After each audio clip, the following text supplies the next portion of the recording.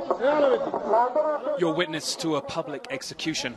The crime, murder, the judge, the local warlord, the executioner, the victim's father. But this mobile phone footage isn't from the Taliban era, it's from September this year. After a decade of American troops here, a brutal tribal form of justice is back. On his knees, Nowruz, condemned for killing his lover's husband, prays. The father approaches his son's alleged killer. Hold the gun right, he's told.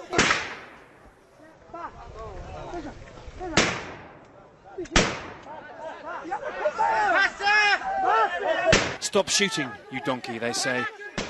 The warlord ordered the father to only shoot twice, we're told, but the father just didn't stop. He's still alive, they say, but not for long. That video was shot in Gore, a remote area in the west of the country, out of the reach of the Afghan government and NATO.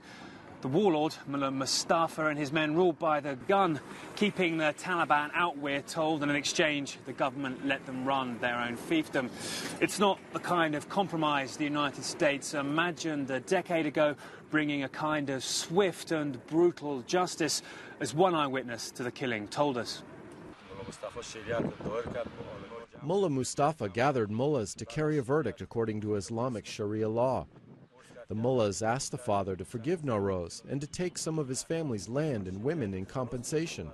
But the father refused, so the mullahs ordered an execution. Mullah Mustafa doesn't take bribes, everyone says. Nowruz tried to buy his release, but the mullah refused.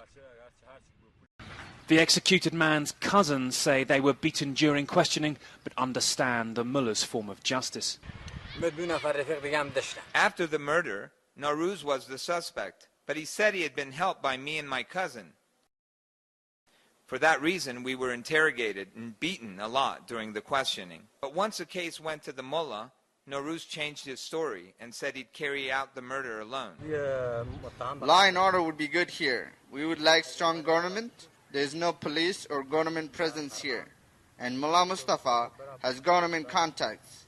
If Nowruz hadn't murdered someone, then Mullah Mustafa would have not touched him. The story's simple. A jealous man kills his lover's husband. The punishment, an eye for an eye. NATO spent billions trying to bring law and order, but a decade after the Taliban, compromise and continuing chaos still leaves some Afghans with an old, clumsy form of justice. Nick Payton-Walsh, CNN, Kabul.